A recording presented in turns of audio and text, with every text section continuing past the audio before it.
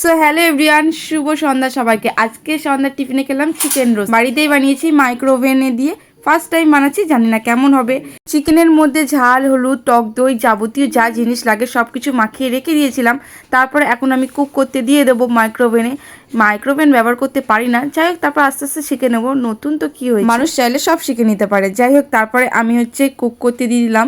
আর প্রথমে পাচ্ছিলাম না কেমন করে করতে হয়, তারপরে আস্তে আস্তে জেনে নিলাম। আমার বড়মশাই তো জানেই, এমনিতেই জানে, ও আগে মাইক্রোওভেন ইউজ করেছিল। আর আমার তো প্রথমবার, আমি তো ইউজ করিনি, আমার বেশিরভাগটা ইউটিউব দেখে শেখা। দেখো বন্ধুরা, আমার চিকেন রোস্ট একদম পুরো কমপ্লিট হয়ে গেছে। আর দারুণ হয়েছে, ওপরটা আর নিচটা দুদিকটাই পোড়া পোড়া হয়েছে, পুরো কমপ্লিট হয়ে গেছে। আর এইদিকে দেখো আমার দাদারা চলে এসেছে চিকেন রোস্টটা নেওয়ার জন্য। ওরা কিছুটা নেবে আর কিছুটা আমাদের বাড়ির জন্য। যাই হোক, খেয়ে কেমন লাগলো অবশ্যই কমেন্টে সবাই জানাবে। টাটা বন্ধুরা, সবাই ভালো থেকো, সুস্থ থাকো। আর ভিডিওটা কেমন লাগলো অবশ্যই জানিও।